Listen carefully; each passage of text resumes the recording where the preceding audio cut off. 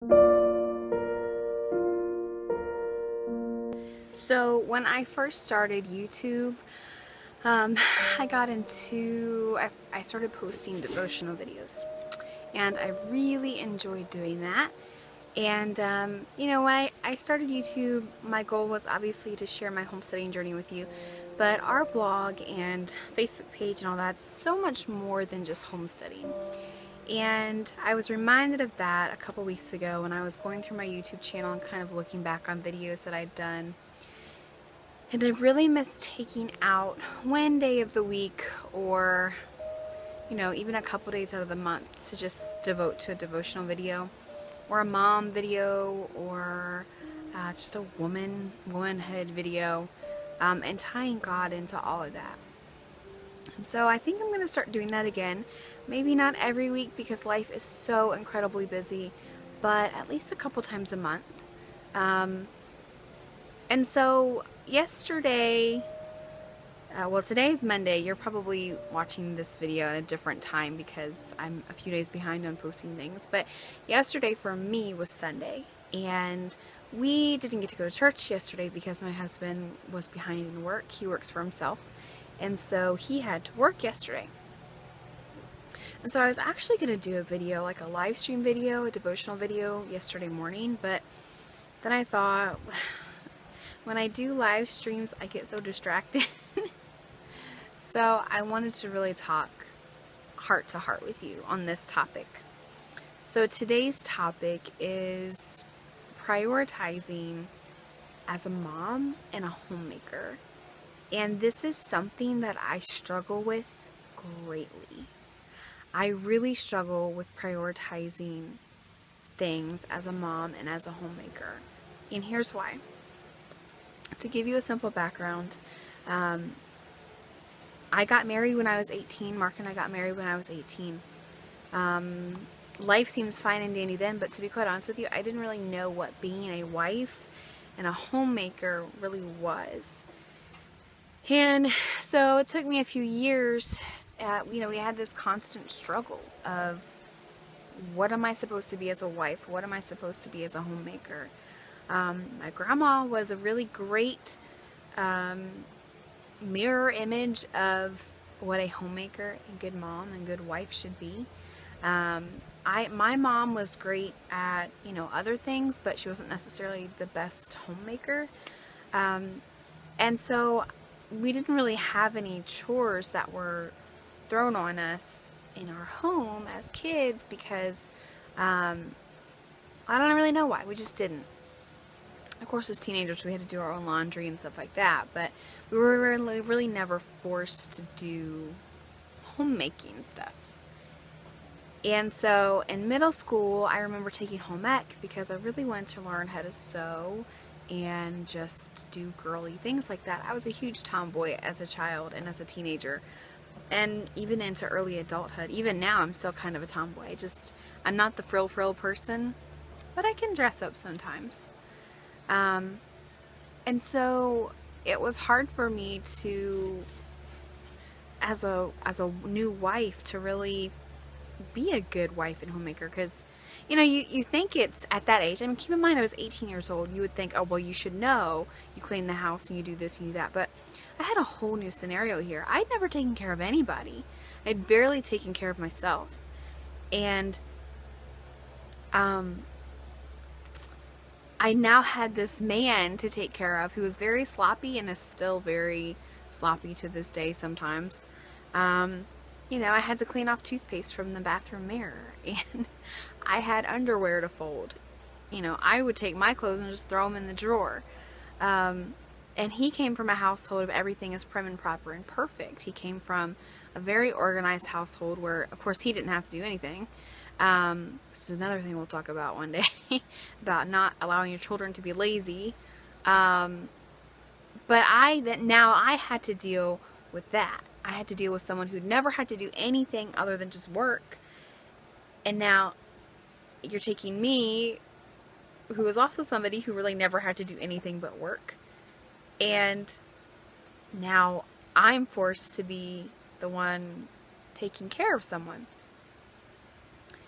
And of course, our marriage isn't quite like that anymore. You know, we both had learning curves there. You know, we had to learn, okay, you're not a lord and I'm not a slave.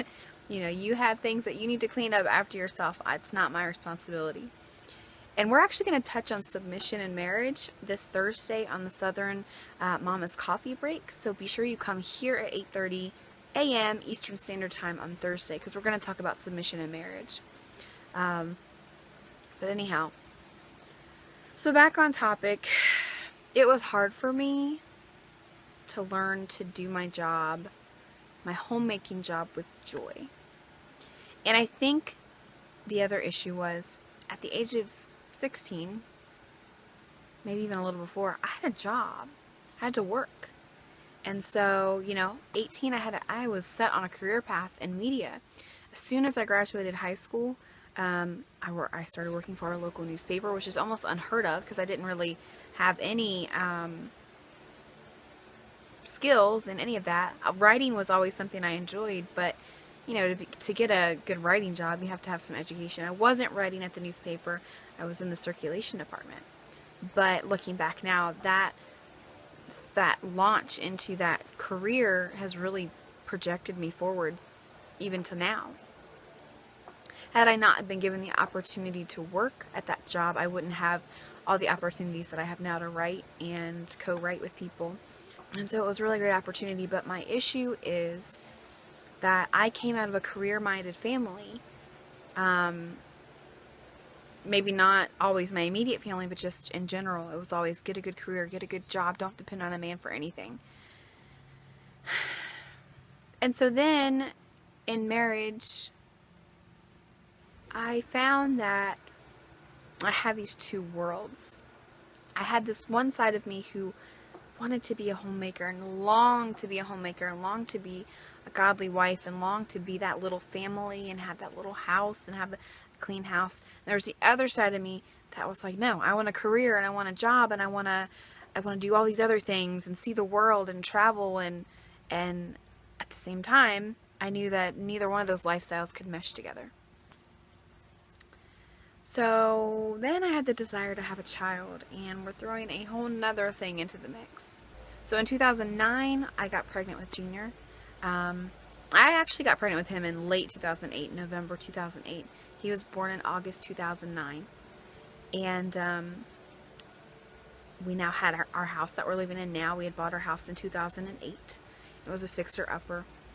And it was still hard for me, especially when I had a child. Like, I'll look back at pictures now and I'll see what our house looked like back then, and I just think, oh my god, like wow, I was a really, really horrible homemaker then, and I think I'm a horrible homemaker now. It's like when you think you're fat and then you look back 10 years later and you're like, you're really skinny and you're really fat now. That's what it was like. And so I just didn't take joy in anything. I didn't take joy in motherhood. I didn't take joy in being a wife. I didn't take joy in being a homemaker. And, you know, probably around the age of 4, it's been recent, around the age of 4, when Junior turned 4, my mindset started to shift. And, you know, I had to sit down and I had to say, what is my desire? What not only is my desire, but what is my calling? And I truly believe that when you're blessed with children, motherhood is your calling. And you should put all the effort that you can into raising those tiny little souls. Now, we've never been blessed with another child since, not here on earth at least now, but I do have one child. And so when Junior was around 4, I began working from home, not quite full-time. But before he was 5, I was working at home full-time. And I stressed out about it because I still had this major job that I was doing. I was a general manager of a magazine at this point, of a regional magazine. So I had this demanding job, but I also wanted to be at home with my child. And then I had to mesh all this together. He was starting preschool, and so we took on the task of homeschooling while working and while being a housewife. And I had all these crazy goals. Oh, the house is going to be clean. The house is going to be elaborate. I'm going to have this home-cooked meal on my table every night now that I'm home all day. And reality set in. And the house was dirtier than it was before I started working from home. Because now you think, well, we live here now on a daily basis. And it was just, I was stressed. I was stressed to the max of thinking about everything that I had to do. And I was more stressed thinking about, well, I'm doing my job, but then all this stuff falls by the wayside. My house is a wreck. My child is a wreck. I'm not putting time into him like I should be. I'm not putting time into my house like I should be. Like I finally got to the point where I just lifted my hands and I said, God, what am I doing? I don't know what I'm doing. I don't know this end from this end and up from down, and I am not the type of person, I don't do well stressed out. I'm not the type of person who deals with being overwhelmed very well. And so I would notice little things here and there that would stress out our marriage at certain points. And it would really, it would stress out my relationship with my child. I was yelling a lot. I was not focusing on any one thing, and that is where the disconnect was. And so I sat down one morning. I remember sitting down. I got up before anybody else got up.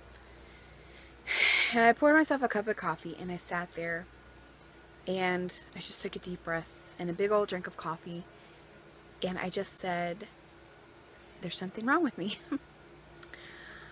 If I don't fix this now, then I'm going to ruin my child. I'm going to ruin my house. I'm going to ruin my marriage. And it reminded me of the scripture that says, a wise woman builds her house, but an evil one tears her house down. And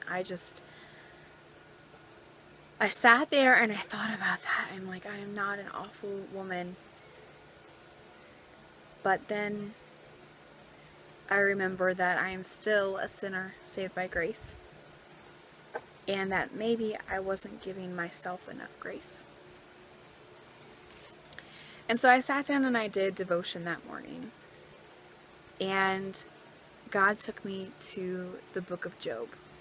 Now I know that Job, for a lot of people, it's a book about perseverance and trials and tribulations. A lot of people use the book of Job to help people get through hard situations, whether they've lost a family member, or they've just gone through multiple different tragedies all at one time.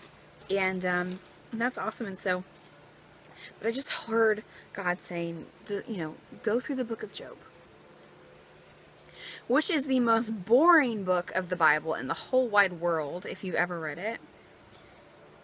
And so I went through the book of Job and I read it. And it took me forever to get through it, but I read it. And there was one verse that stuck out. Towards the end, of course. Thank you, God. And it was God comparing Job. He goes through this long list of things where he compares Job to, why did you do this? Why did you question me? Why did you question my sovereignty and grace? And one of the points was comparing him to an ostrich. I'm going to read it to you. This is where the Lord is speaking in chapter 39 of Job.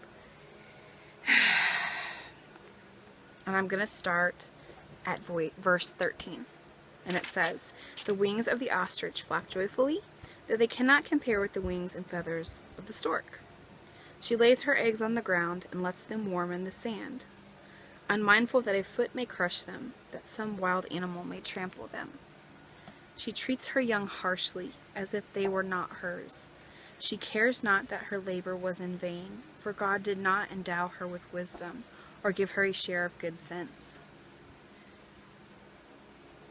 I read those verses, and I started crying, because I felt like the ostrich because she lays her eggs in the sand so that they'll stay warm, so that she doesn't have to sit on them. They stay warm. And she labors all day and doesn't treat her, and she treats her young harshly. And yet she doesn't care that her labor is in vain. And so basically she's saying, okay, well, the warm sand will take care of the incubation process. And this and that will take care of them as they grow up. But she doesn't keep in mind that there's this training process she has to go through with these little babies. And I had never thought of it that way. I had never gotten to that point where I thought, I have a child, I am raising this child, and I am training this child. I knew the raising part, I got that. Being a mom, you have a kid, you raise a kid, you send them off. But I missed the whole point where you have a child, and you train a child, and you have only a very small window of time to train them before they start running every which direction. So out of the entire book of Job, chapter 39, verses 13 through 17, were meant for me. And in that moment, it spoke to my heart. And so, there's a lot more to Job. There's 2 more chapters after that. And I went through and I read it. But I just knew it was this anticipation of, I'm reading something that God wants me to read. And I don't know why yet, but I know there's something good in it.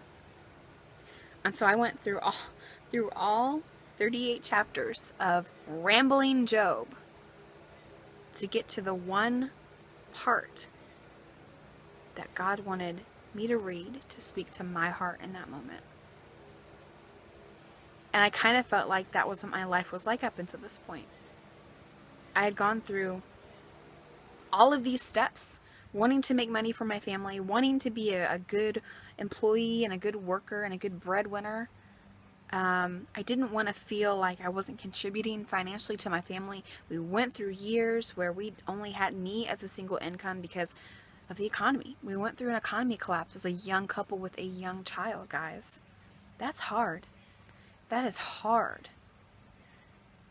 But I've been laboring in vain and just laboring and laboring and laboring and not looking and saying, there's this child and he needs training.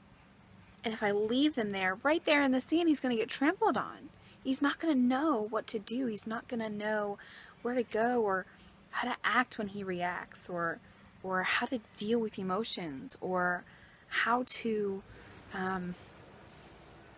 deal with life as a young child. And I just wept because I sat there saying, it sounds funny, I don't want to be the ostrich, I don't want to be like her. So that was priority number 1.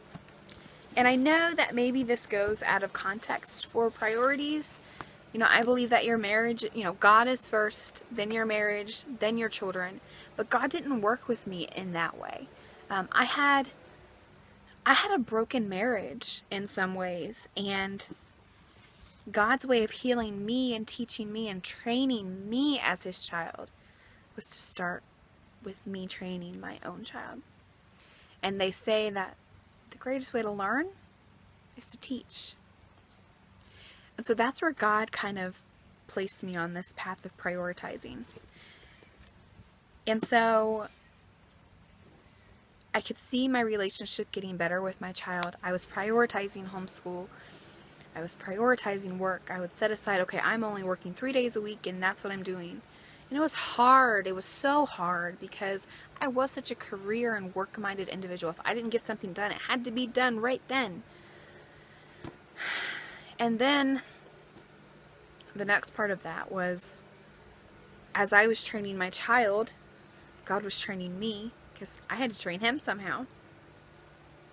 And In return, I could see this training and this love beginning to overflow into my marriage, because I was learning how to deal with my emotions, and I was learning how to deal with everyday life, and I was learning how to dial back the stressed out scale, because I had to keep a cool head for my kid.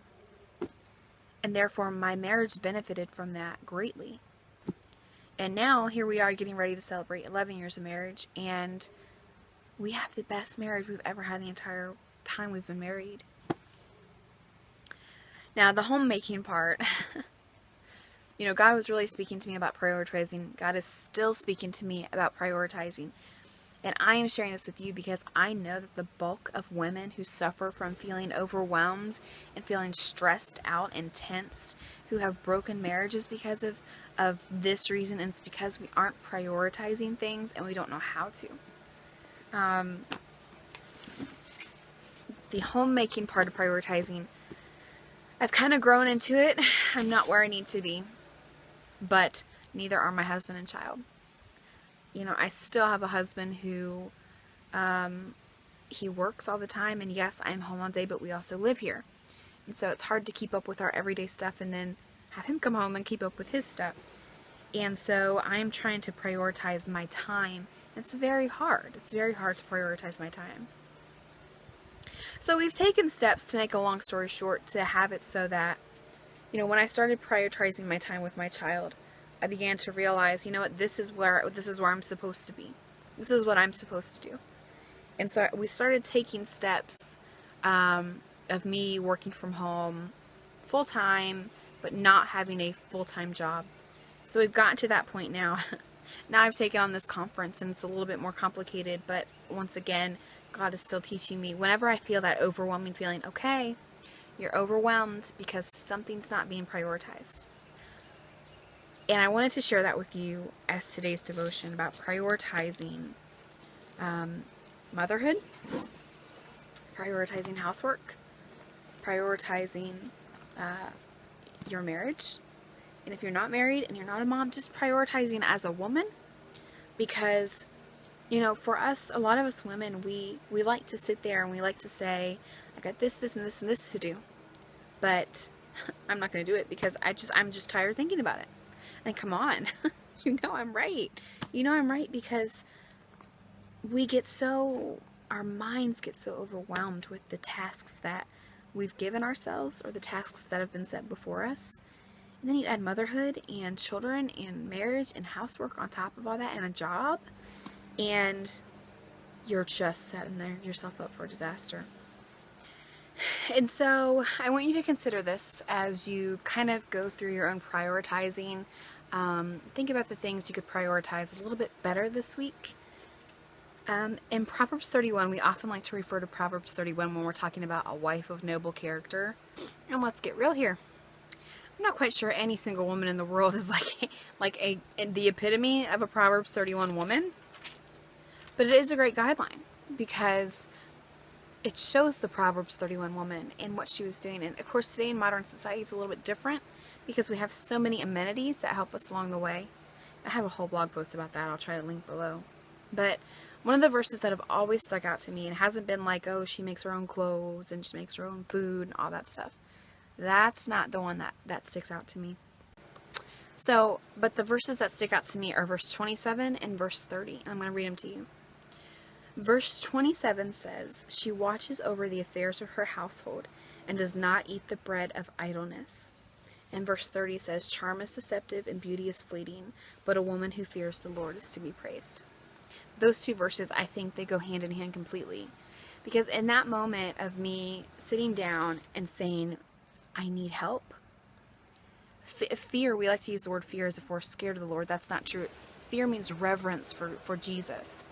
I had never really stopped and said, please help me. Please help me. This seems like such a small task, God. I don't want to bother you with it. But really, that's what he's asking you to do. And every little small task that the Proverbs 30 woman succeeded in, it was because she feared him. She had reverence for him, and she asked him, please help me in this task. No task was too small for God to help you with. His ultimate goal is to grow you as his child. That's our ultimate goal, raising our children. And so not eating the bread of idleness was kind of like, guys, motherhood's not a walk in the park.